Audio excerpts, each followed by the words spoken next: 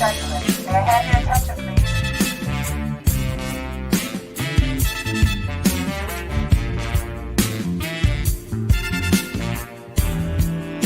What did the GM dog got threw off the stage by Karen?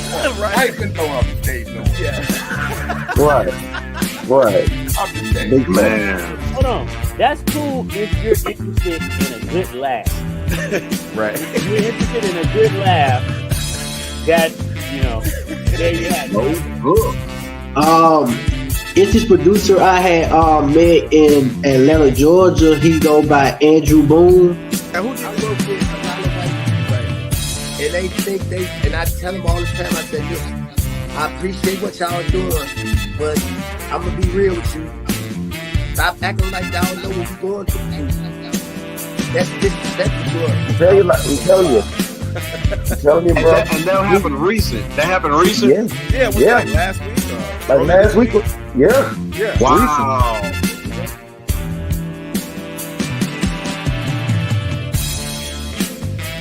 Ladies and gentlemen, may I have your attention, please?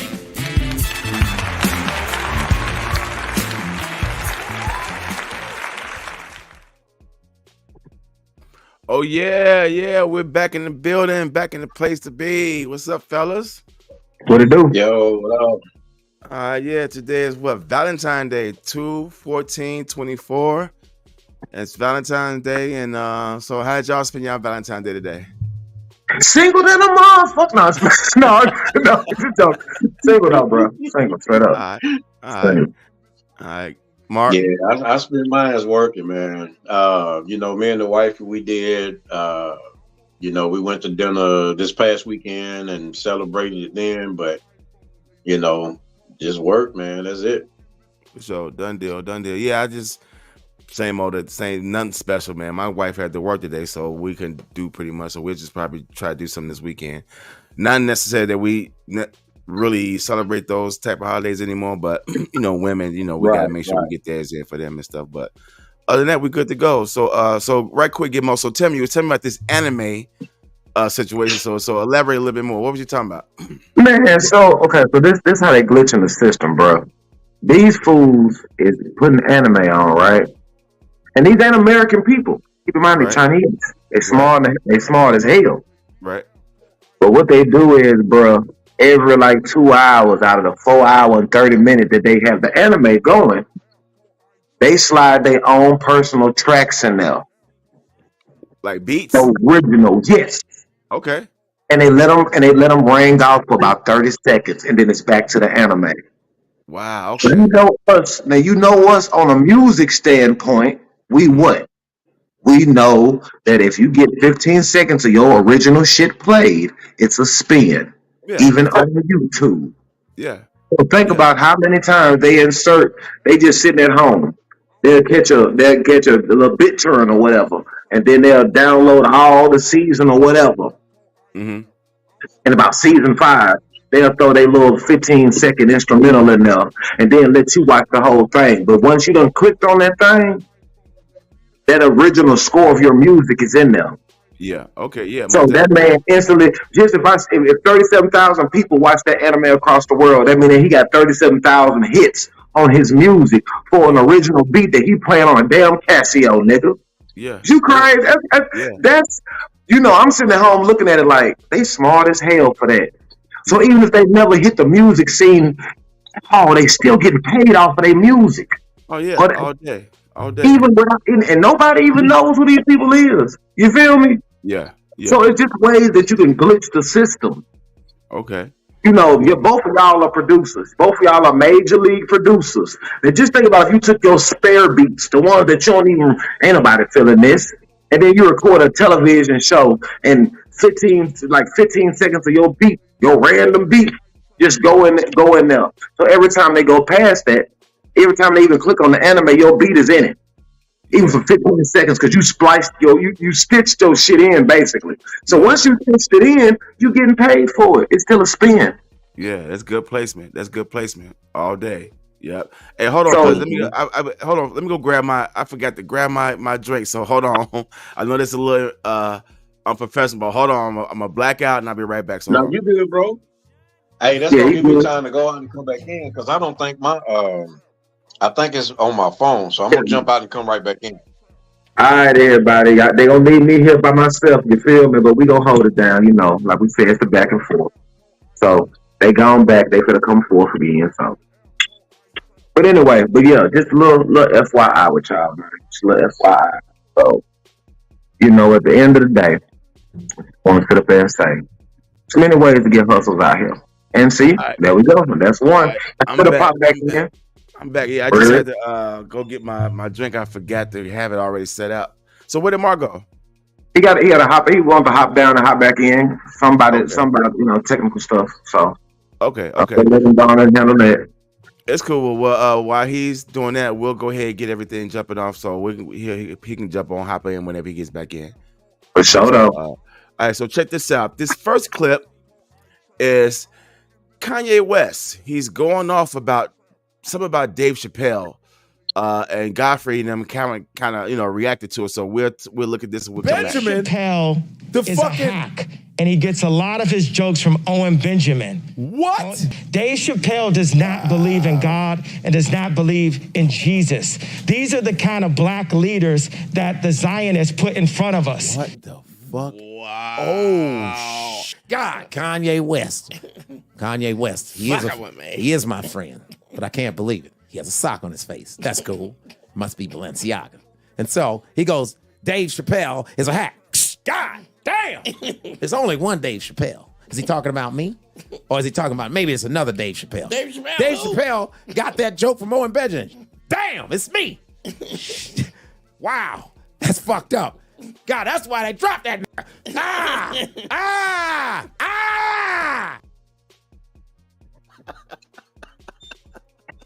Man, that fool be doing. Hey, yo, I ain't gonna lie. Godfrey be doing some good ass impressions, though, bro. He do. He really do. He do. But He do. So what's up? So what's up with this? So we know that him and Dave Chappelle been really cool for a very long time. So then this is the crazy part. He said all this while sitting on Alex Jones' Infowars. So that didn't help. So what do you think that's about? What do y'all think that's about? Go ahead, fella. you got anything you want to say first, Mister? No, go ahead. Okay. I call like the tail end of it. Go ahead. This is the year of the truth, bro. Yeah. So I'm gonna say this. Everything in the world right now is WWE. You see what I'm saying? We getting bombshells dropped on us every day. I can't either verify or dismiss what he's saying because I don't know who the guy he talking about that he stole the jokes from. Right. But one thing I do say is, ever since Kanye has been kicked out of the Gatekeepers Club, he's been dropping a lot of bombs on them. Yeah. And I'm gonna leave it at that. Yeah. I'm for real. Yeah.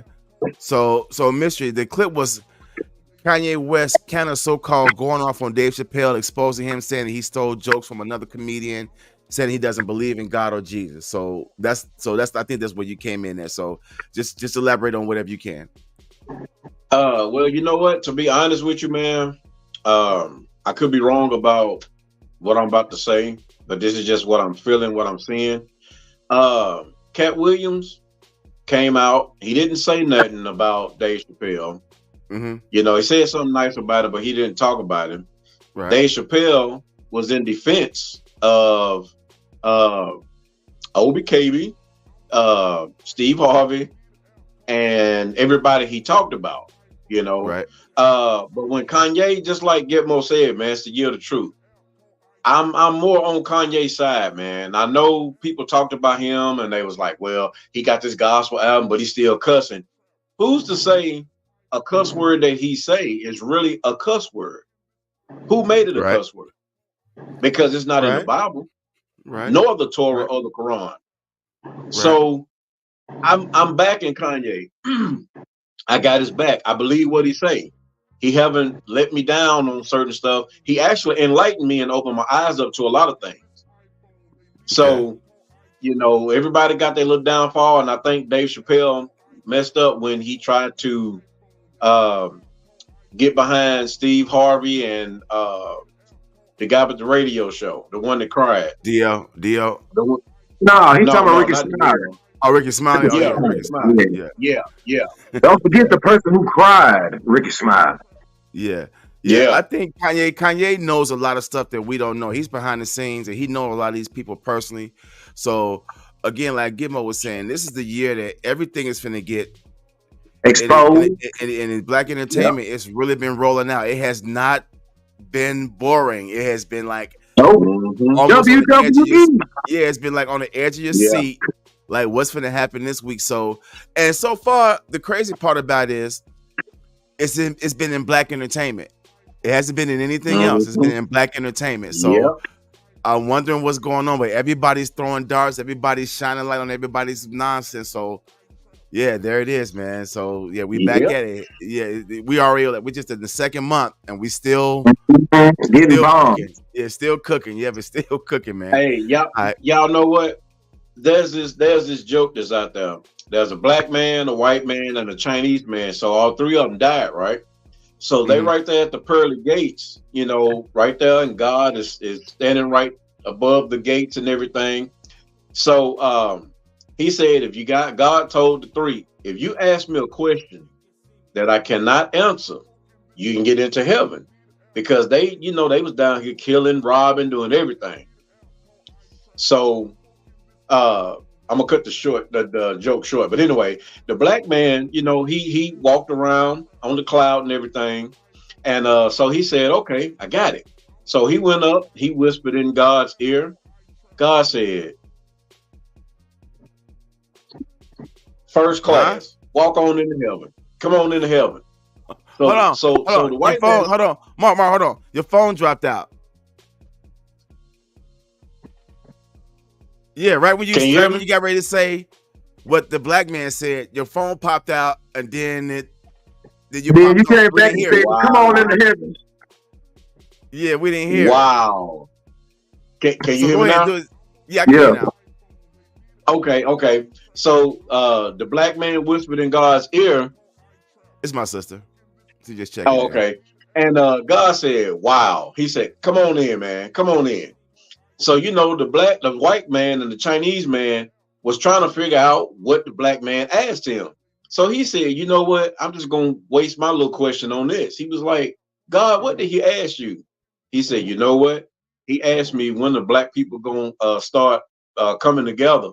He said, I couldn't answer that. So I let him into heaven. Oh, man. That's wrong, man. That's wrong, man. That's crazy as hell, y'all. That's crazy, man. Hey, I'm starting to believe Gizmo, man. I'm starting to believe what Gizmo said. He said he don't think black people can ever just come together. And from the way the year is starting off, it looks that way.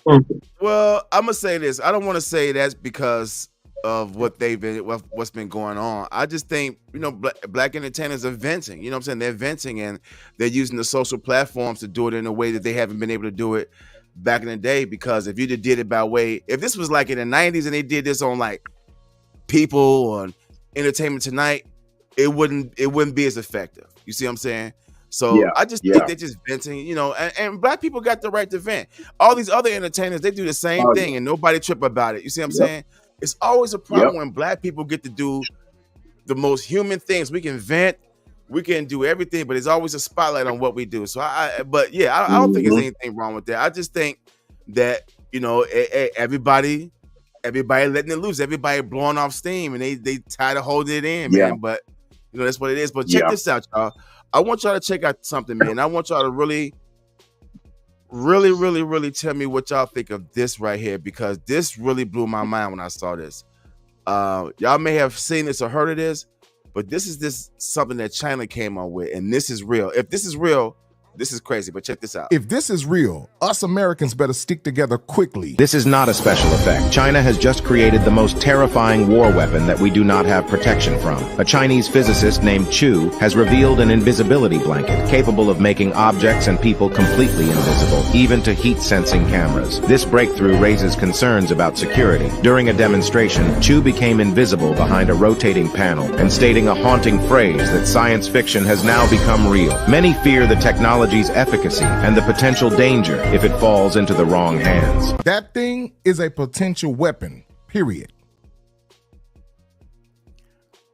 Okay, so Yeah. this cloak of invisibility, I did the knowledge on it. I saw the little seminar, and it looks real. It looks real. So, and then I've seen where somebody, and not that one clip they had in there, but I saw another clip where somebody put a whole thing on, like a whole suit, and they clearly was invisible, man. So, go ahead, fellas, chime in. What part It's you most want? Tim? definitely real. It's Right. most definitely real, man. Mhm. You know, I'm like you, Dollar and Gitmo. I'm always looking online, researching, because I love history, you know, and I'm always looking online. But I did come across that video, and it's very much real. And we are in some big trouble, man, because of the way that the government is playing, and you know they trying to play chess, and China ain't playing chess; they playing checkers, which is easy and simple. Move in, kill, and that's it. You know, we try to strategize when they just do something that's just so simple. Go to the south of the border; they'll let you in, which is true. You know, and having something like that, man, that heat sensor won't pick up. Oh man, that means they can walk around with a gun and it won't pick up. And next thing you know, they shoot somebody, we dead. Yeah. Yeah. So just think if they can cover up a bomb like that. Put a sheet or a cover over the bomb. Yeah, I didn't and just shoot that joint, man. And that joint is all the way up in the air and we don't see it, nor do we hear it. And that sucker just dropped down. Yeah, United States, man. You know, we've always been on top. You know, and my grandmama always tell me everything is on top. I always, you know, don't stay up there for long. Yeah. Yeah. So they need to be paying attention to the social media while they trying to say not to pay attention to it. Yeah. Yeah. Yeah. Go ahead, Mo. Well, one I was gonna say, when it comes to that, they try to put that on a bomb.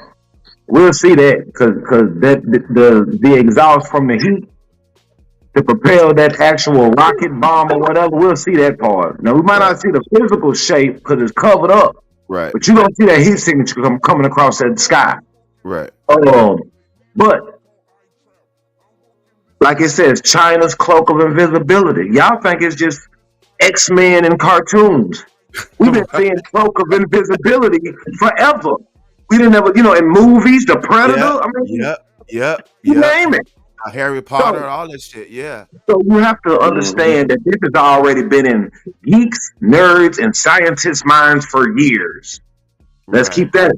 So they, you know, just like it's probably somewhere. No shit. It's probably somebody right now somewhere trying to make a time machine. Crazy, but they, you know. So it's think possible about now. It's seeing that. That's what I'm trying to tell you. Because all of the stuff that we've seen on movies, cartoons, everything, it's all starts in the mind. You had to see it or get an idea somewhere. That's why Hollywood show us half this stuff and say, "Oh, it's make believe." No, it's not, bro. It's not make believe. You know what I'm saying? You just seen earlier last year they talking about, "Oh, we have to change the name to UFO to whatever they call it now."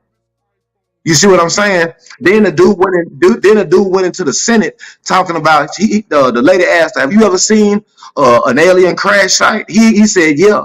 "Can you tell us more about it?" He said, "No." She said, "Why? Because your life might be in danger if you do." He said, "Yeah." So my thing is, they've been having this stuff around, right? So you don't. To tell you the truth, some of this stuff we got now, we don't know if it's really human technology or alien technology. If you want to be honest, right.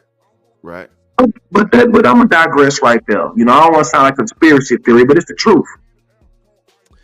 Yeah, man. My biggest concern is two things. How did this get by the United States without them knowing this? You see what I'm saying? Because they are always peeping into things, especially when it comes to China. Usually they always got their eyes on China and they always let it be known, hey y'all, this is what China's doing. So I want to know how this got past the United States. At the same time, what level of war would that be used on? Like Mark was mentioning earlier. Yeah, it could be wrapped around a bomb. It may not be wrapped around a bomb like a missile, but it could be just wrapped around a bomb. You just place in the mall. Right. Like a little suitcase bomb or something, or a little backpack bomb. Or it could be used as somebody could put that on and then wait for someone to open up a building, and then they can walk in, not even knowing that someone invisible just walked in. Then when the time is right, they can just bust out. You see, it's so many things to this. There's so many things to this. So now, like we was talking, like you just mentioned a moment ago, the term is called predictive programming. When you sit in a movie as a kid and then you see it come to life as an adult, they've already conditioned you for it. I'm gonna give you a case that I experienced. I'm gonna go on. I remember watching Total Recall, the original, back in the 90s. Right. The part where Arnold Schwarzenegger was running through the airport and he ran through their body scanner and it showed his skeletal, whatever. Right. Instantly, when I saw that, back in the heat of the moment, I was like, man, that shit's coming. That's on its way. And sure enough, it's on its way. Right after 9/11, Michael Chertoff has a company that does the body scanning. So now when you go to the airport, you literally have to go through their body and it shows your skeletal remain just like it did in Total Recall. So all those things that we fantasized and saw on television and cartoons, with today's technology, especially what I just saw with that right there, I believe a time machine is in the works. I seriously believe that if they can make this thing right here, if this is really real, a time machine is right around the corner. And we may not live to see it, but it's coming. It's coming. Yeah, it's on its way, man. They had one guy, he was supposed to have been from 2620, and he was telling everybody what was supposed to happen. Yes. He didn't have no name. They checked for a chip in his hand. He had a chip in his hand. And he was talking about stuff that's going to happen now and what's going to happen like 2025, 2026 and all that. It was kind of scary. I ain't going to lie to you. But he was a white guy. Of course. He didn't have no database, none of that. He didn't have no database or nothing, no name or nothing. And when they did an interview with him, he lived somewhere off in like the woods, in this cabin like house. And when they went back, he was gone. Wow. He was gone. I'm gonna look into that. All right, fellas, check this out. This is our sister Jaguar Wright again. She's talking about how they dumbed down hip hop. We'll look at this and come right back. We got to a point to where we're just so sad that any type of stimulant. Oh, you're not sad. Oh, okay. Sadness is an emotion. Fact. You feel no emotions. You are all numb to life. You have been trained to be numb to life. You have been desensitized beyond your comprehension. So you can't use words like emotions when you don't have them. You're not sad. It is sad, though, that you have the loudest voice in the world and you'd rather be mumble rappers than show people how brilliant you are. You'd rather be dumb for money than be brilliant for legacy. All right, is she talking legit, fellas? What's the deal? That's half and half. It's half and half. Okay, elaborate. I say it's half and half because you can be brilliant all you want, but if nobody picks you, are you brilliant? I mean, let's keep it real. You know what I'm saying? Right. You know, it's plenty of people out here who are brilliant musicians and never get discovered. Yeah. You see what I'm saying? And my thing is, you said, well, y'all been programmed to be brainwashed. Y'all ain't got no emotion. It's not us that's brainwashing us. But think about it. Your favorite artist, he's still on the shelf right now. Yeah. I know I can go find some new Redman music tonight. Yeah. You feel what I'm saying? So is it what you letting them feed you, or is it what you seeking out? Good point. Good point. Is it what you're seeking What you're out, or getting? what you letting them feed you? You're right. Right. Good What? You see what I'm saying? So that's why I say half and half, because the generation that's growing up now, they think this is how it's supposed to go. Right. Exactly. But they're growing up in it. Yeah. Just like when we grew up in the 80s. You know what I'm saying? Well, me being 79, basically growing up in the 80s, that's how I thought it was supposed to go. Right. But a few minutes ago, you didn't have rap. Disco just died. They were still wearing bell bottoms. When I was growing up, they just officially got into the baggy clothes, sneakers, and jeans and rap music. Right. So I'm thinking that's how it's supposed to go. So these new kids, you can't blame these kids from when they started listening to Drake and Nicki Minaj in 2008 till now. Yeah, you're right. You're right. Those That's same kids in 2008 who grew up off listening to Drake when they was 13 and 14 is now early 20s. Yeah, you're right. So at the end of the day, you can't blame them for thinking that this is how it's supposed to go. Yeah. No, you're right. So I digress right there. You got something to add, Mystery? Man, if I had a microphone, I would drop it because you hit it dead on the head. Yeah. That was it. Yeah. Yeah. You're right. Yeah, good point, because a lot of it does have to do with what you take in and what you allow to be fed to you. So it is half and half. And a lot of kids out here, they think this is the way it is. Same thing when we was growing up.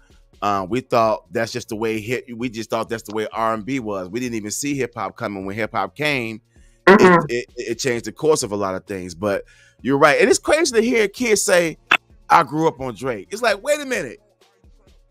You grew up on Drake? Drake only been around since, but it's crazy, but it blows my mind, man. Think about it. If somebody started listening to Drake in 2008, right? Right. And now it's 2024. You feel what I'm saying? Yeah. And now that person about 26. Yeah, especially if they start listening to Drake about 6-7 years old.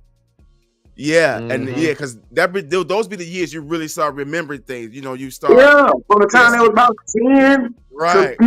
They 25. So a little 20-year-old like, man, I grew up on Drake. Like, well, you grew up on who? Right. For me, Drake's still new. You know what I'm saying? He's still a newer artist. Right. It blows my mind. It blows my mind, dude. It blows my mind. Look, check this out. This out. Let's talk about what happened here. First of all, let's get into the Super Bowl. All right. So what did you guys think about the Super Bowl? My honest opinion, that shit was rigged, but go ahead. You think it was rigged? Like, what makes you think it was rigged? Because it's one instance where it was a fumble that wasn't a fumble on the behalf of San Francisco, which gave the Chiefs the actual first real run to go get that touchdown. Okay. You see what I'm saying? There's a couple of calls that was botched. If you go back and look at certain plays, the refs was bullshitting a little bit. They let them 49ers had them for the beginning. You was like, they kind of did, didn't they? Yeah. But then the penalties, especially that one where he threw it downfield, and what I'm saying, the dude from the 49ers, he didn't even have full control of the ball. Yeah. You at least want to have the ball in your hand for 2 seconds before you can label it as a fumble. Right. It was really to the point where it was just, a missed opportunity. He didn't catch the ball really. You see what I'm saying? But they tried to rate it as a fumble, and then Kansas City did their thing, hopped on the ball, got there. That was the first one. So I'm like, oh, okay. So they gonna just cheat their way to the win, huh? Which they did. Yeah. You see what I'm saying? But you have to think about it. He got my conspiracy brain, then I'm gonna make it concise. They had Kelsey. They showed way more. First of all, the MVP of the damn Super Bowl is fucking Taylor Swift. The way they kept putting her on the damn camera. What the hell? Man, I seen more Taylor Swift than I care to see as a black man. Period. Yeah, you're right. I agree. I don't watch football, and I keep seeing every time Taylor Swift and Ice Spice. I'm like, what the hell is Ice Spice doing here? Yeah. Yeah. Bro, it was sick, bro. It was sick. Yeah. They showed that girl way too many times. Yeah. So you know, just with that alone, you know what I'm saying? So yeah. Go ahead, Mystery. I agree with him, man. Everything he just said, I believe it was rigged. Given that it was in Las Vegas, of the most gambling city in the United States, besides what's that Atlantic place City. that Trump go to? Atlantic City. Yeah, Atlantic City. So of course, you know that all that the money, the numbers and stuff running through. Yeah, it was rigged. It was. I caught a couple of things too, man.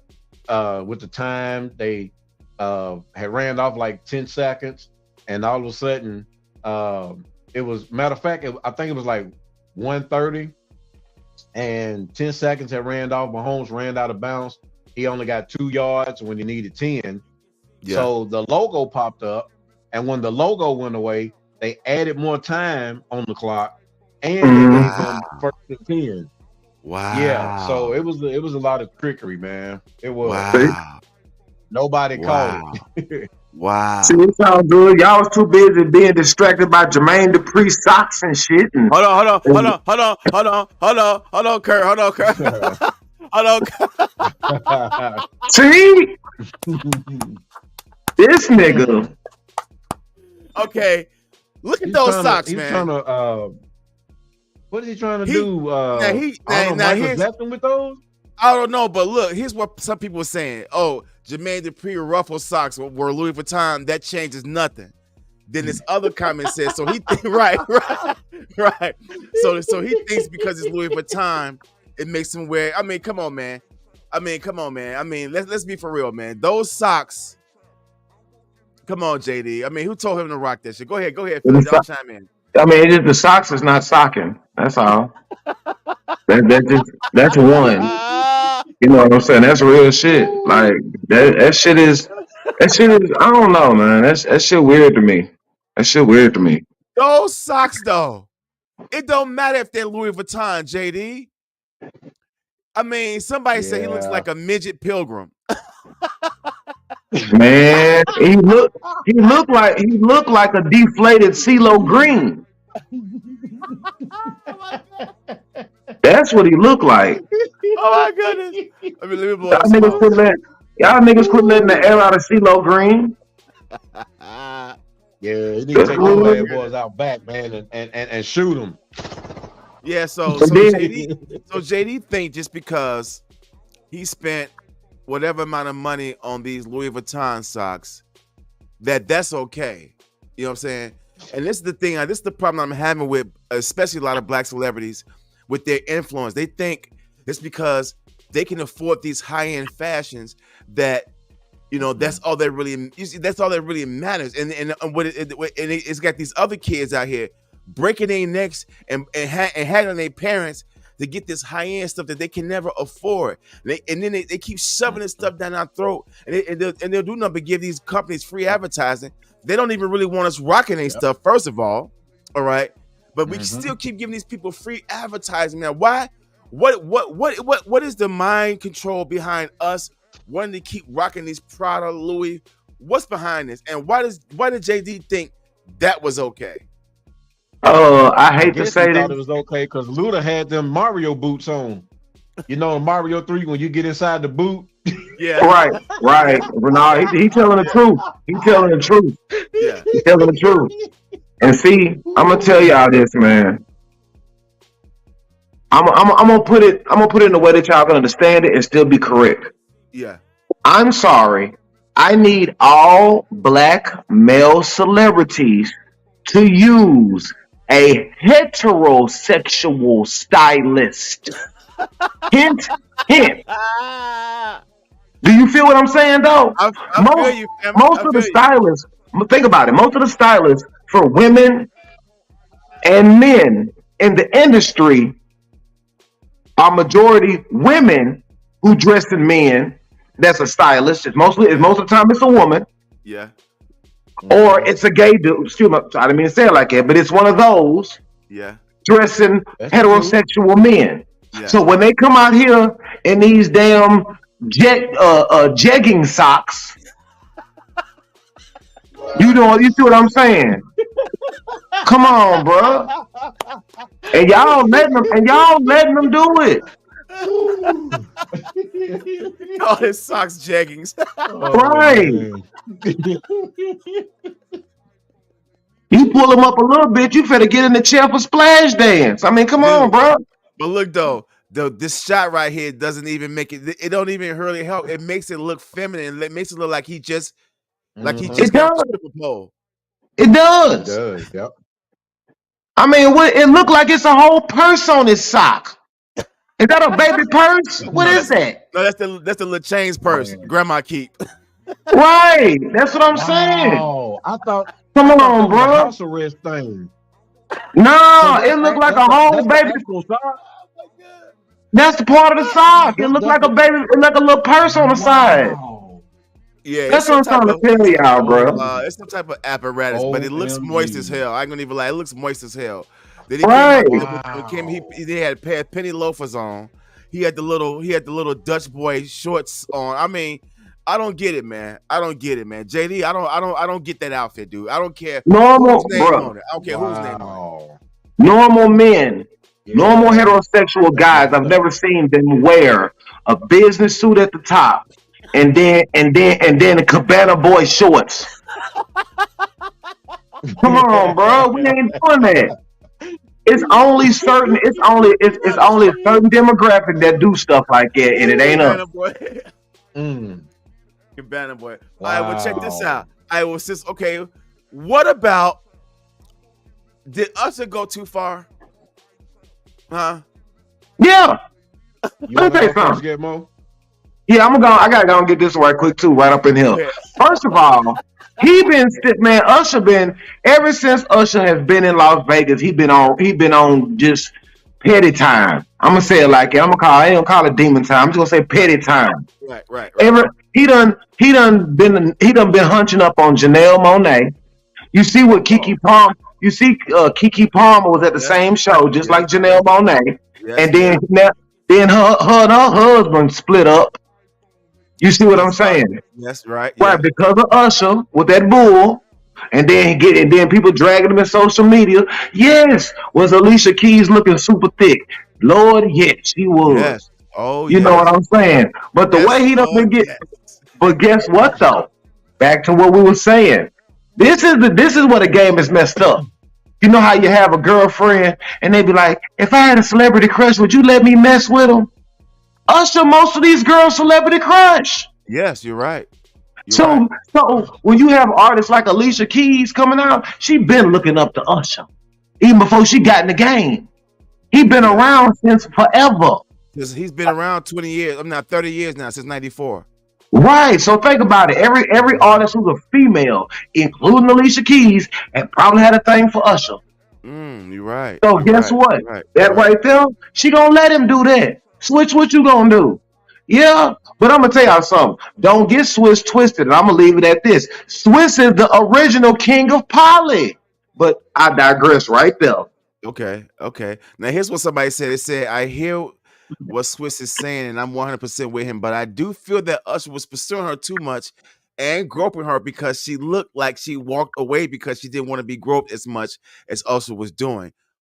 So it did look like he was kind of like overdoing it. I know it's entertainment. I know it's all fantasy, but at the same time, it did look like he was really enjoying this stuff a little bit too much. Go ahead, Mystery. I don't think he's wrong, and I'm gonna tell you why. Okay. Just me being an R&B singer myself, man, we had to do a lot of acting to get noticeable or to get recognized. You got to remember something. Usher is in his 40s. He's our age. He's 45, 46 years old. Mm-hmm. When people careers are going down, where they send them at? Las Vegas. They send them to perform. Oh my God. Because that's is that what you're saying? Is that what you're saying about? That's the hospice of entertainment careers. Yes. And with him doing so well out there, I mean, don't get me wrong, I'm a huge fan of Usher. Yeah. But he was doing so well out there in Vegas. Jay-Z picked it up, put him on the Super Bowl. Now he's got an album that's out. Yeah. So he's doing everything to get a whole lot of publicity so that he can be relevant again. Because if you think about it, ain't nobody heard Usher singing on something or collabing with these younger artists or none of that. Who? He's been out there in Vegas. Who? No, yes, So Usher have. I believe I have to disagree. He done been with Summer Walker. He done had a couple of his own singles from Bad Habits. This new joint, the We Ain't Good, but We Still Good with Summer Walker. He been on several people's tracks now. I can't even say that about Usher. Okay, I can't even. But what I'm saying is, you might have. I don't think a lot of people's really been on that or been hearing that type of music because I haven't heard it. His music the last two singles he has dropped has been in the top 10 rotating on the radio. Okay. And that's iHeart. So you know how radio no more, so I don't even listen to it. So I know. But I told you, Bad Habits and We Still Good. That's the last two. When did Bad Habits come out? Because if that's the song that I'm thinking that you're talking about, that's been some years ago. No, a couple of years ago. It ain't been nothing but it still plays. Let me see. I mean, I can't just say right off the top like I'm just like you can Google it. See, you know, but you got to think about it. but I know it's been. But see, I know it's been within the last 2 years though. Right. But and I know and think about it. He got married right after all this happened, so he's doing something to stay relevant, like Mo was saying. He's doing something. Exactly. He's doing a lot of things to stay because he did. He had a hellified performance. And then he went and got married after it was all said and done. So maybe it's all part of him trying to, because that marriage thing could have waited. He could have did that at another time. So why right after the Super Bowl? I mean, who knows? And then let me answer this question. So I mean, in some cases though, Mystery is right. I'm gonna leave it at that too. He is right to a certain degree because it is the graveyard out there. But I'm gonna tell you though. They're starting to get more black. Like, for instance, this year, if anybody is a Wu-Tang fan, go this year because Wu-Tang is starting their residency in Las Vegas. Yeah, I heard they got. That's gonna be hard. That's gonna be hard. Now, what's the difference between a entertainer career going down and they get shot out to Vegas versus an artist having a residency? What's the difference between? The residency means they do a concert every night though. Right, but it's only for like a certain amount of time, or while they're there, or it's no. It's a certain amount of time. Like they're literally going to be living in Vegas performing. So however long Usher had his residency, if it's for a whole year, they're going to live there and perform every night for a whole year. Right. Wow. So you got to be the coming attraction for people, the tourists. On some Siegfried and Roy shit, huh? On some Penn and Teller, like Siegfried and Roy, Penn and Teller, all that type of shit, Because Siegfried and Roy had a residency for years. They was literally the draw. So that mean they lived there. They performed every night. Yeah, they performed every night. Yeah. Okay. All right. Go ahead, Mr. And I mean, I just want to throw this in there, man. I mean, it is a graveyard, man. It's gotten so bad to the Jacksons was out there. And it wasn't even all four of them. Michael did, but it wasn't even Jermaine. It was just Tito, Marlon. They did do that for a little bit, didn't they? They did. They did. I remember that. Yeah. After they won that award in Nashville, they have a little light at the tunnel, so they sent them straight out to Las Vegas. I remember that. Yeah, I remember that. Yeah, but you're right, though. When a lot of artists and singers' careers kind of like weighing off, they do end up in Vegas for that last round of whatever. Yeah, that is crazy. That is crazy. All right, well, check this out. Here is a clip of a guy talking about. No, I ain't gonna go to that one. Let me go to this Killer Mike clip. This clip is said. Killer Mike said, "What to this kid?" And check this out. We'll be right back. What are you gonna be, bro? A president, and I will make You want to be a president? You owe your parents not to dream big. You owe it to your parents to dream practical and start making money as soon as you can. Like, you're not going to be able to be president.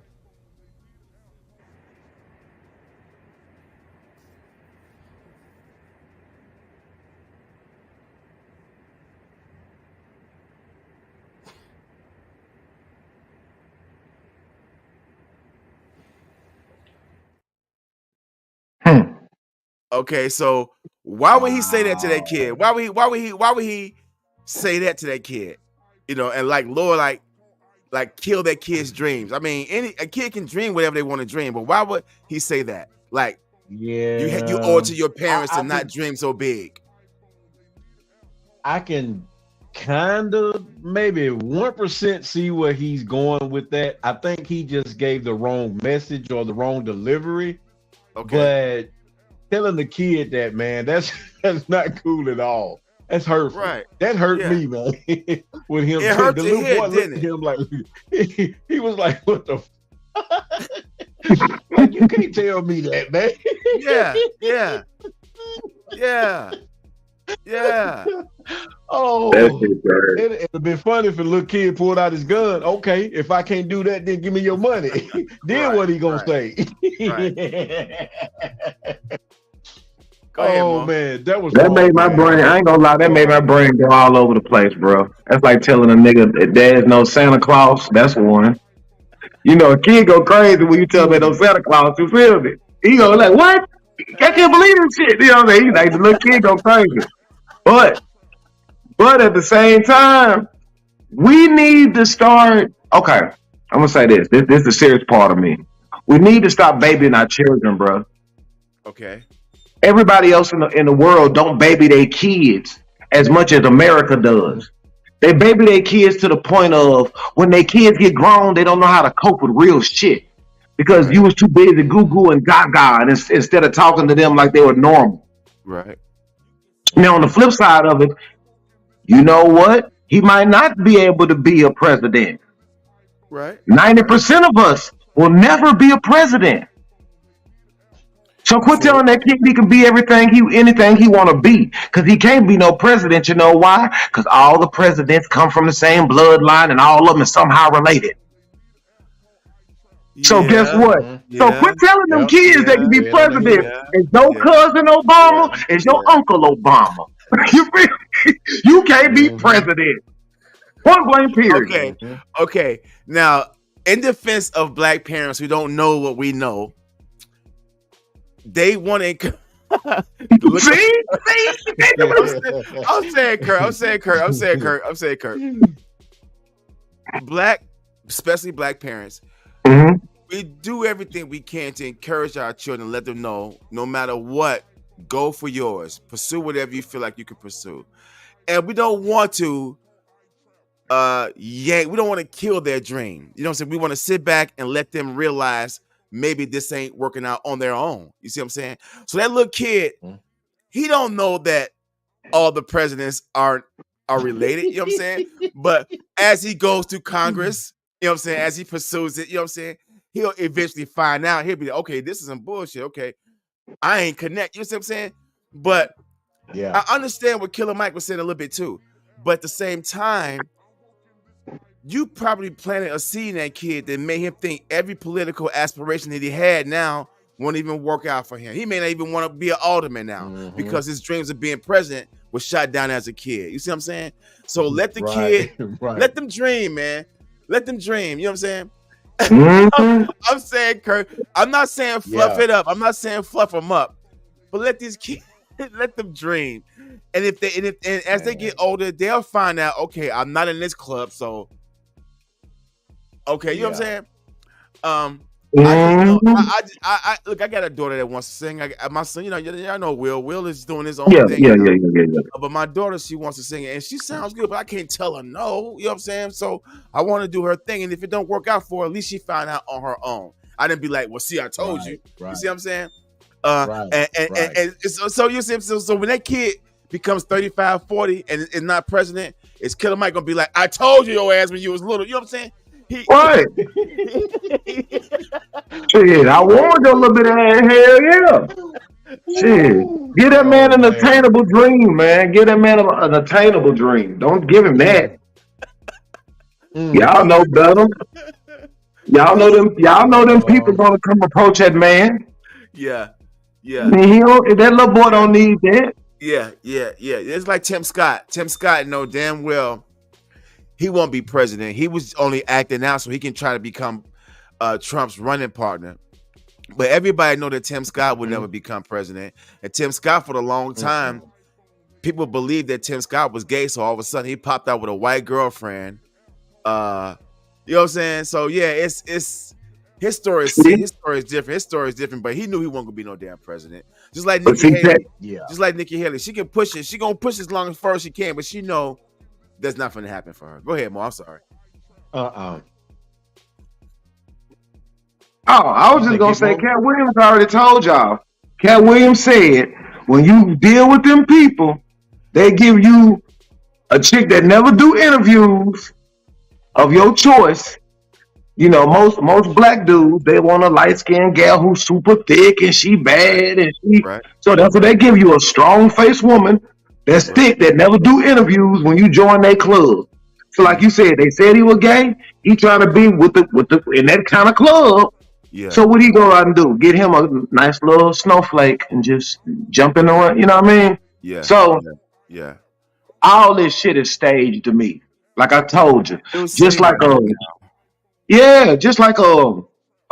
go. Okay, no, cause we finna go to commercial. So I'm gonna go and talk about this while we go to commercial real quick. It's tripping me out how recently Mike Epps went to go make some jokes about Shannon Sharp because he heard Shannon was, being a little slick on this little show.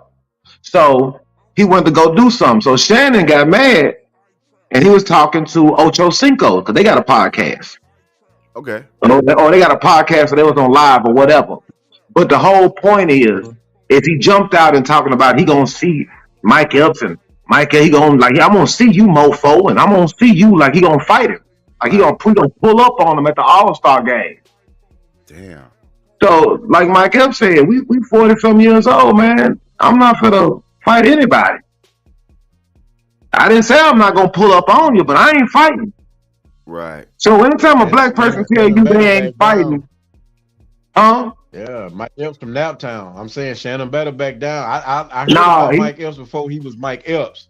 He's from Naptown. I used to live up there. Right. So the whole thing is they end up apologizing. You know what I'm saying? Shannon Sharp apologized to him, but the whole thing is just that it's always something in the tabloids. Just like Monique is going at Oprah neck right now. Yeah. And then look. It just so happened had to take all these years and everyone else dealing with Oprah to finally find out. So yeah, she warned us years ago. And then on top of that, another insult to injury. So now Monique is now on Cat Williams tour. I saw that. Yeah. So that's like a tag team match for WWE. You went to talk crazy about these people. You went next on the show and talk crazy. Now y'all linking up and doing a comedy show together. Yeah. And in addition, they bringing in Tori Hart because she finna be in Nashville, but then she coming back with Cat Williams to do her shit. Okay. And all of them got beef with the other people in the industry. Right. So they all linking up. Right. You see what I'm saying? It's a whole bunch of stuff that's out here, bro.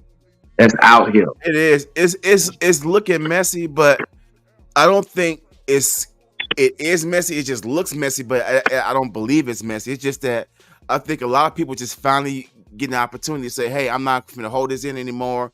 And some of it may be a little bit. Excuse me. Some of it may have little traces of cloud chasing in there. I don't know, but at the same time, I do see that it's a lot of people fed up and they coming out like saying, "Hey, man, I've been played." I mean, the way she broke down the way Kevin Hart played her, man, that was foul. That was foul, man. Yeah. So we never know how these celebrities. What's the saying? You hate to meet your hero, right? That kind of played into everything that she, everything that she was dealing with behind these scenes. So it kind of make you leery about meeting your favorite rapper, meeting your favorite actor, because you never know how they'll be. And then especially with this social media, they constantly bombard it. So ain't no telling how they feel about fans now. You know what I'm saying? It's really and guess what?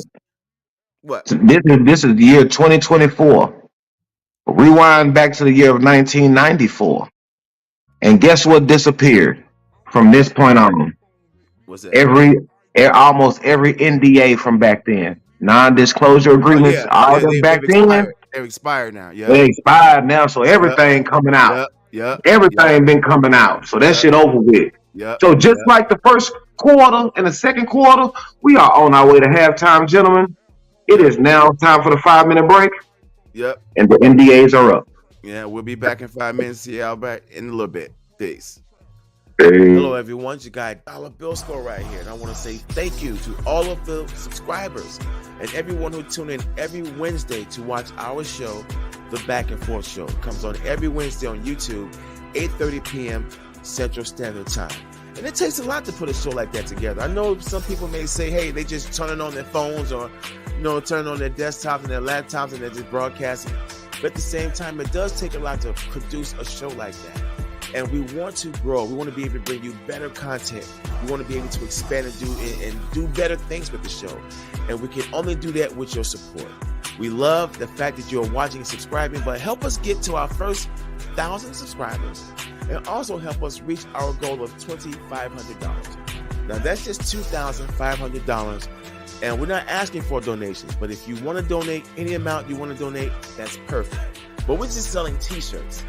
We're selling cool t-shirts designed by us, made by us right here in Nashville, Tennessee. And we want to be able to just bring you great content. So we're having a fundraiser this year. This is the first. We're going to have another one. But this is the first of many fundraisers to come. But right now we're selling t-shirts. We got great t-shirts. Sizes range from medium to 2XL. If you need something outside that range, we can most definitely work with you. Our shirts are just $30. We can ship them out to you. Just allow 10 to 14 days for shipping. There will be a shipping fee added on to that. But the shirts are affordable. We're not asking you to break your wallet.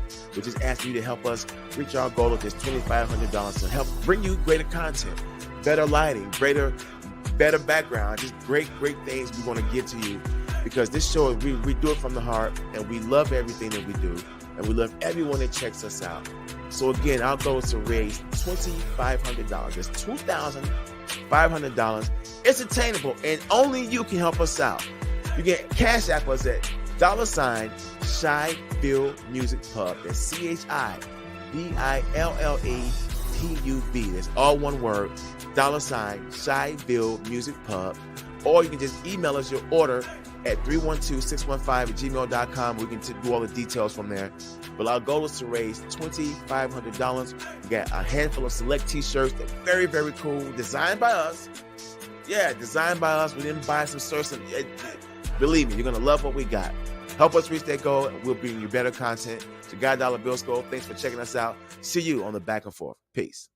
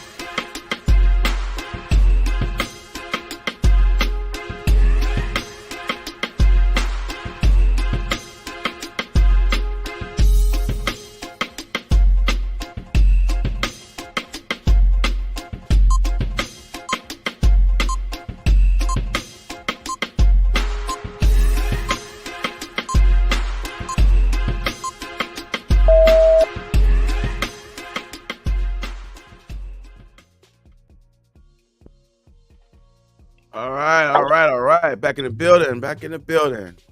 Better time be going by 5. Mm-hmm. All right. Just go ahead. Super duper. Yeah, it be flying by. All right, check this out. This is our sister Iyanla Van Zant. You know how she be going in. Whoa, check this out. This kind of caught me off guard, but check this out. Now, this is some of the realest stuff I ever heard regarding the relationship with her mother and her son towards the so-called black man and woman. Watch this. This is why in our culture as black people, when the boys turn a certain age, the men come and get him and take him away from the mother because she can emotionally manipulate him. But since we don't live in our culture no more, we say what we want to say, do what we want to say. We tear our men down and then wonder why they don't make good husbands and fathers. Mothers destroy sons. His mother can speak to him in certain ways that destroy him in ways that can never be repaired. Boy, truer words have never been spoken. All right, y'all. Go ahead, chime in. What do y'all think? Is she kicking knowledge or what? Yeah, she is. I mean, I don't even know how to just really. I mean, I do know, but I'm just saying. So far as what she's saying is true. You know what I'm saying? Half of the time, you get the world famous as a black man. You get that world famous.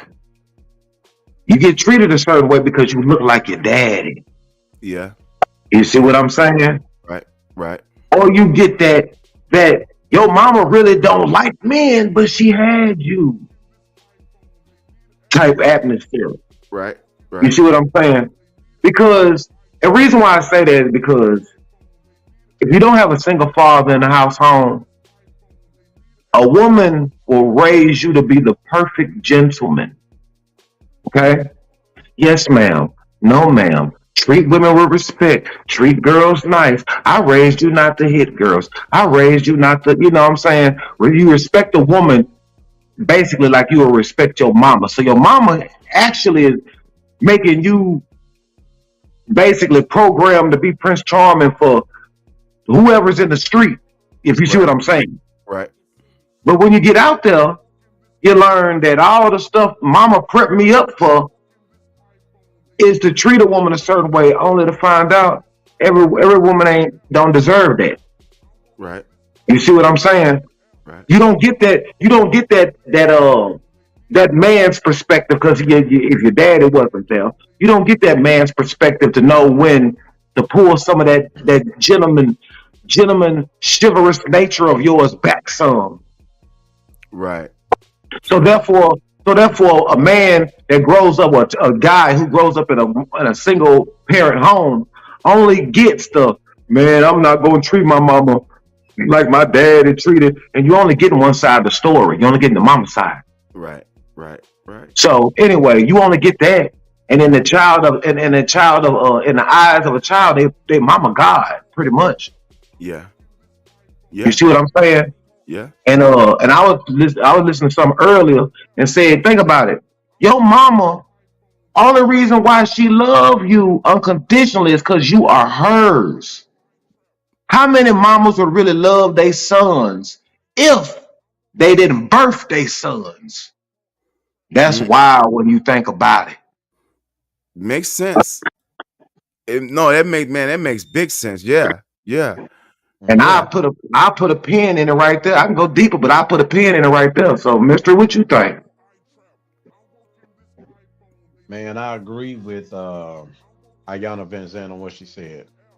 I really don't know what exact year things went wrong, but it seems like when the 70s ended, all this other stuff started happening. As far as like the mothers, they shaking their heads, well, you ain't did this and you can leave, because back in the 70s, man, from what I can remember hearing is that women were more submissive to their husbands.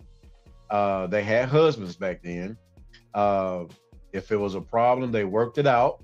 They didn't broadcast their business, so I want to say it's the decade of women from the well, not from the 80s, but when they became adults in the 80s, I think that's where things started to change. Getting welfare checks, the government cheese, and you know, putting the men on child support, and if they don't pay, then they go to jail. You know, so I think she's right about that, man. And I think if everybody just stopped and think a minute and try to get on the same page, I think honestly we could turn this thing back around. Not so much as going back into like the 60s of slavery time and all that, but I think we could turn this thing around, man, if we really wanted to and stick together. Yeah, both of you guys make a great point, and both of you guys are actually right. A lot of it has to do with back in those days, excuse me, when the government became zaddy for a lot of our women, where they told them, where we'll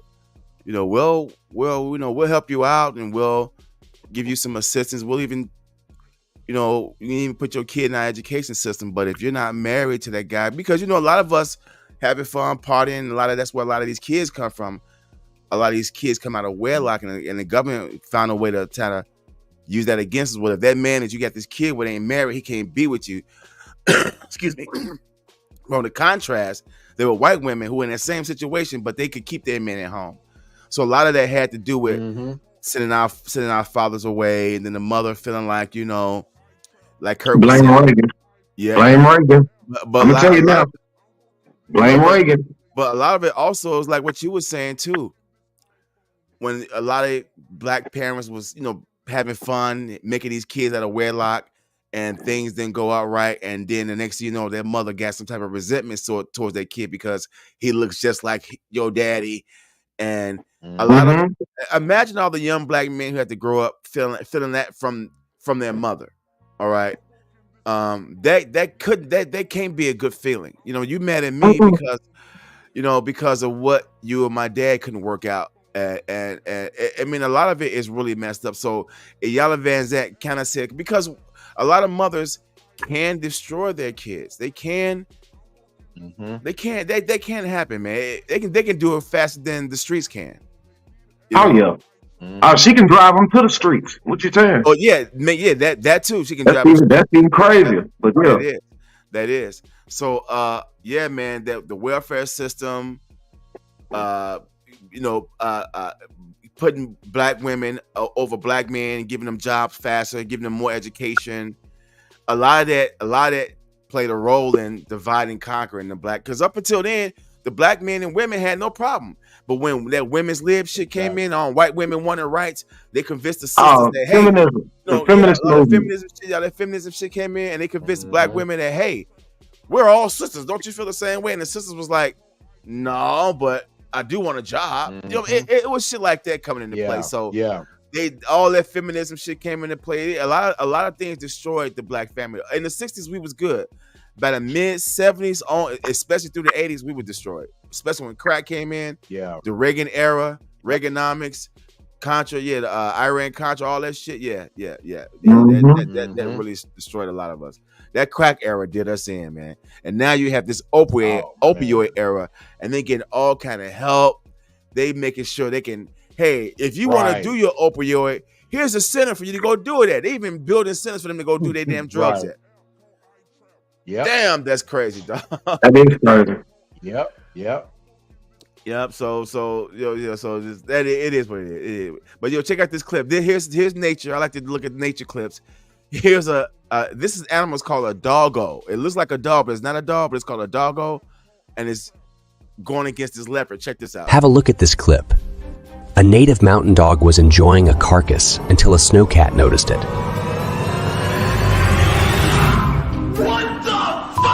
The doggo went numb in fear when it realized it wasn't a normal house cat.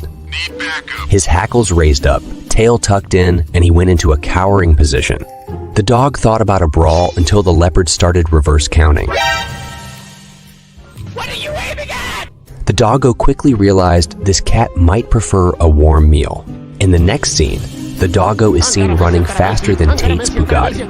The poor dog nearly killed itself trying to get away from the cat. He took a moment to check if anyone saw that and went straight to his clan to tell the scariest story of his life.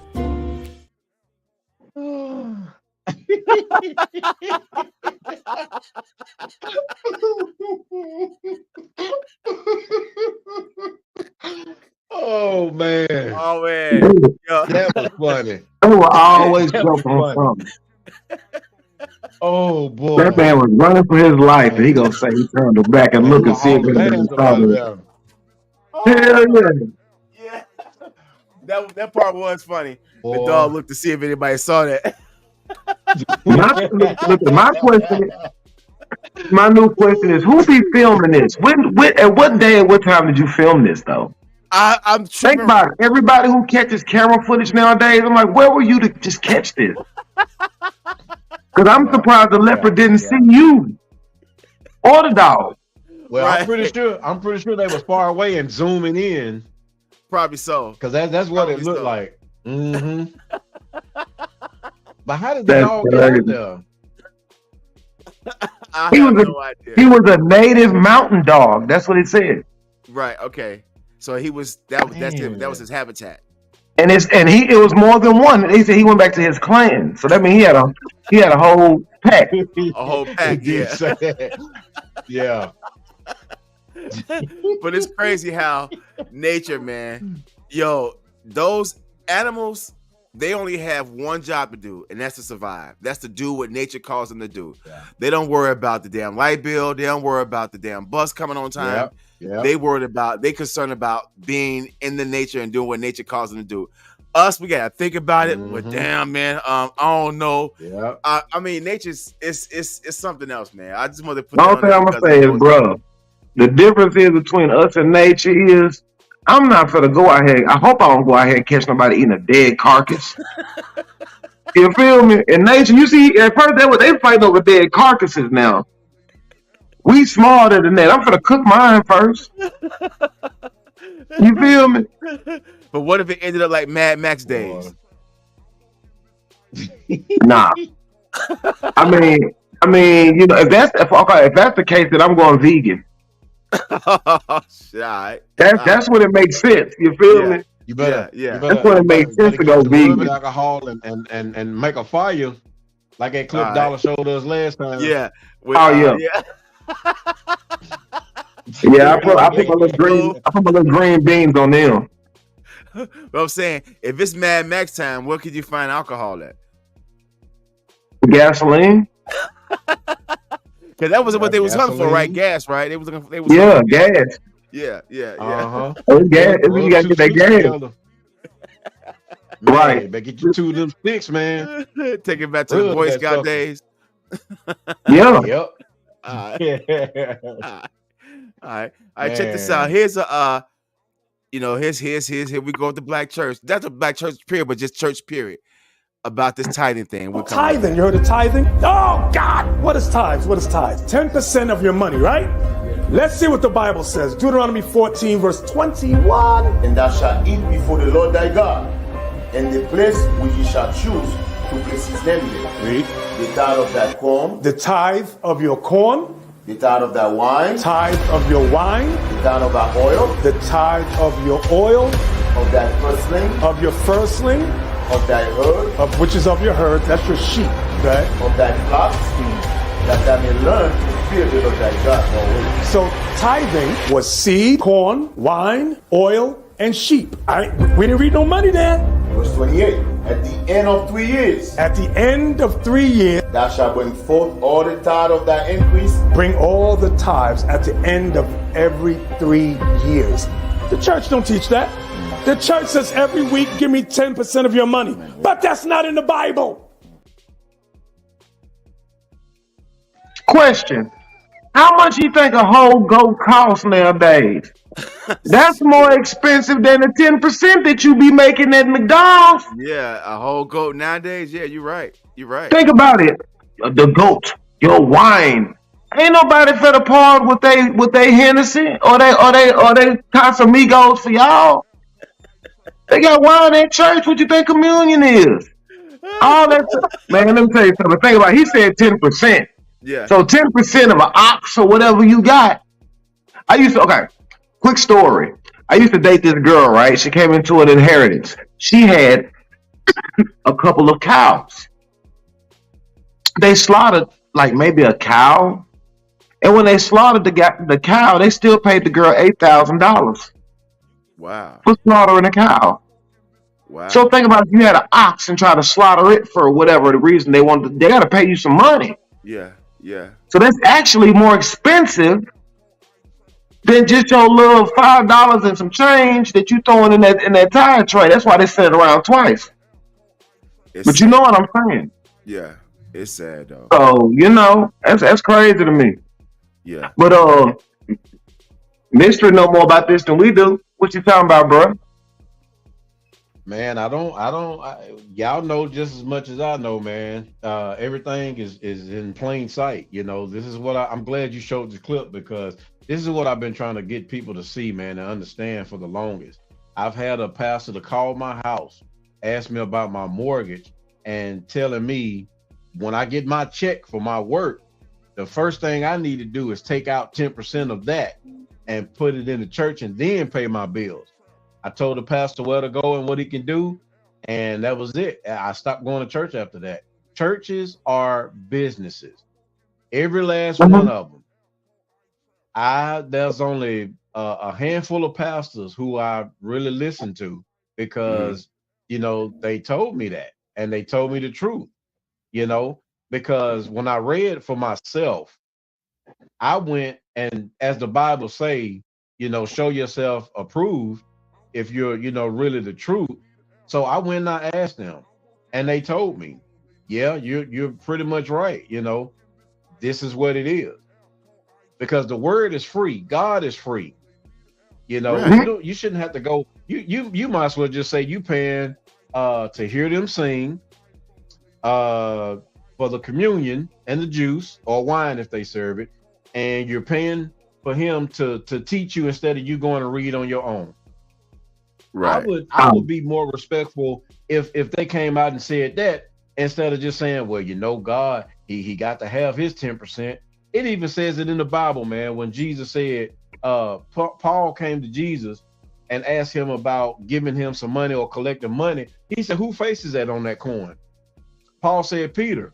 He said, well, give Caesar what is Caesar's. Yeah. Whatever belonged to God is going back to God.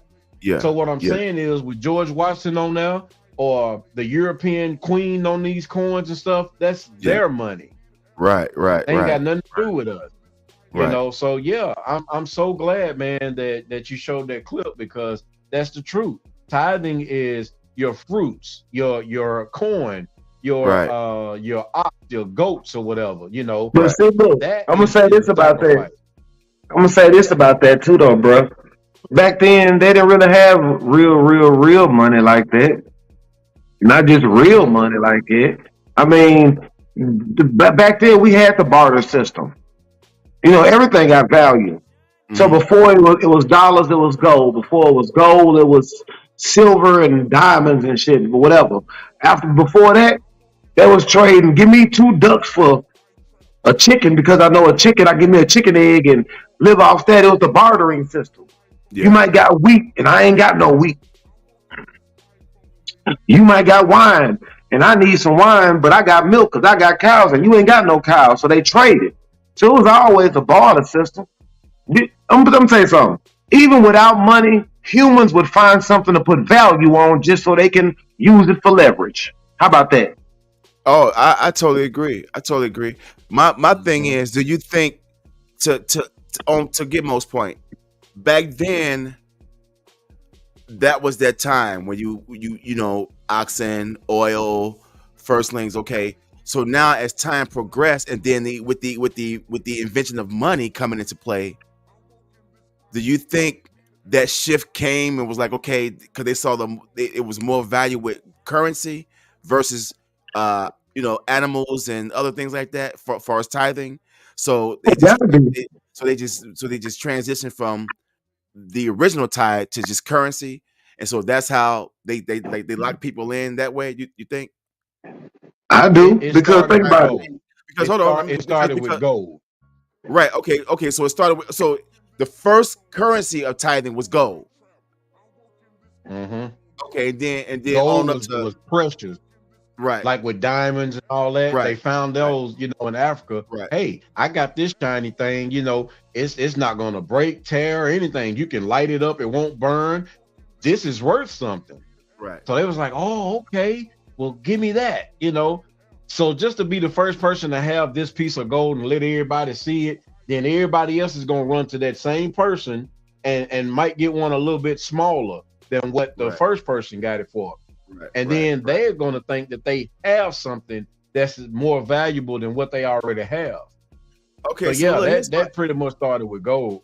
Here's my question right here then, because we see how these churches are out of control. We just see that there was a shooting at Joe Osteen's mega church here a few days ago, right?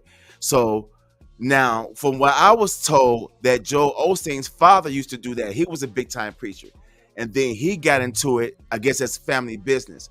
So, do a lot of these preachers, pastors, whatever they are, do they go through theology school?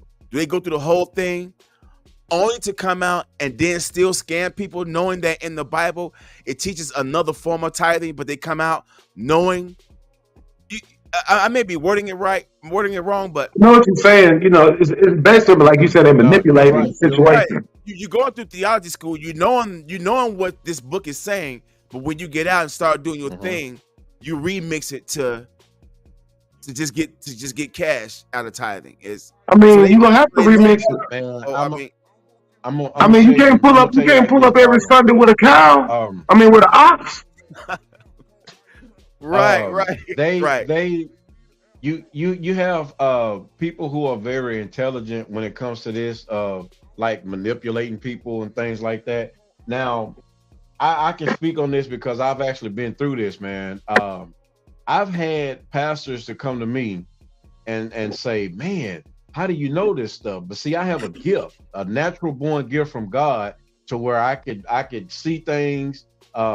He speaks to me, I hear it, and all that other stuff. But once they saw that in me, they was like, yeah, you need to go to theology school, do this, do that, because they were setting me up to take their place when they got older, or to be up under them so that they can say, okay, I got me a good one right here. But going to theology school is good. But the best school is to really just kind of read it on your own, take your time, and maybe ask questions to someone who is in tune with God. Because I don't read the King James version of the Bible. I read the regular Bible, and I read the Torah, which the Torah is the beginning of the whole thing, written in Hebrew. And as far as like knowing the truth, and this is just my opinion, I don't have no proof of it, but I honestly believe the Masons know more than what we do in the Bible, and I think they know the truth about a lot of things. I don't even fool with them. Or that we Nah, they probably do, bro. Yeah, I've been approached by them twice, so I don't fool with them. Yeah, so they tried to get you to I join. don't. Now, was it the Prince Hall Masons, the black version, the black guys? Yeah, the black Prince guys. Hall? Oh, Yeah, they tried to be part of it. Now, here's the thing. With the Prince Hall Masons, the brothers, they don't have no real power, because a white Mason told me, yo, we can go into a Prince Hall Mason and do all their rituals with them and everything, but they can't come into ours and do none of that shit. So they just really trying to assimilate to what the white guys are doing. You see what I'm saying? It's just like, this is like the fraternities. The black fraternities wanted to be, in those white organizations, but they couldn't, so they came up with their own, the Divine Nine. So that's why you get the Omegas and the Deltas and shit. So it's just black assimilation. It's just a black assimilation. So if you've been approached by the Masons, they must have saw something in you that made them be like, okay, this guy would be a good fit for our organization and shit. But Yeah. You know, but you gotta go through a lot of ritual secrets and certain handshakes. You gotta stand certain ways, speak in a way in the public where only certain people can know what you're saying and everybody else don't know what you're saying. It's a lot of stuff that goes with it. You know what I'm saying? I know. Trust me, I'm not fooling. But see, I was blessed with a gift too that God gave me too. And that shit is called common sense. Don't play with me. Don't insult my intelligence at all. You feel me? Yeah. So that's what I'm saying. I don't trust none of that, bro. Yeah. That's why I say it's nice. I done heard they can do things for you. They can make stuff happen. Okay, good. Make it happen somewhere else. I'm good. Like on some real shit, because anytime somebody come and try to recruit you for something like that, it always comes with a price. True. True. I don't even care what the price is. That's like if Bad Boy Records came to mess with you and talking about we gonna make you a record and you will be a millionaire. You know it come with a price. Yeah. And I don't want to deal with that, bro. I don't want nah. Yeah, and it's a lot of brothers that's with that, you know. Yeah, I just honestly believe that they know something and they use that to the public, to the people who are not Eastern Stars or Masons. Yeah. And you know, because I've had one guy to tell me, man, I can go out here on Dickinson Road and get a police a letter and stop the traffic. I said, man, I believe you. I really believe you, because it's just how the Masons they operate, man. I've had one in Clarksville. Been over to his house. He done. This is one person who produced for Young Jeezy, Yo Gotti, like big names. And I'm in his house, and he told me. He said, "Hey," he said, "Man, you are just what the brothers are looking for." I said, "What do you mean?" He was like, "Man, you speak well." He said, "You get along with everybody." He said, "It's like you draw people to you." He said, "You're exactly what we're looking for." So I ain't gonna lie. I moved. We moved out of Clarksville. We moved to another city. And I spoke with my grandmother about it, and she was telling me about it too. Because see, her mother, matter of fact, her mother on down was either Eastern Stars or Freemason. And it's funny because when I was talking to this guy about it, he called out my great uncle's name. And that's why you for the lead. He was a boxer, but he was a Mason. And he kind of scared me because I'm like, how in the world did they find that? You know? But yeah, it's just like with the people going to visit the Owl in the Woods. I forgot what that place is called. Bohemian Grove. The president. The Bohemian Grove. Yeah. Man, that's some. I believe in God. I believe in His Son Yahshua, and I believe in the Holy Spirit. And that's it's all tied. It's just like when you pull into these small towns and you see like that little sign. It got all these little logos and plates on them, and you see like Rotary Club, all the other shit. They just another form of Masons. The Rotary Club and all the other shit. Them little Every town I've been into, every town I pulled into, I see them. So that lets me know, okay, these people are present and they have a lot of say so here.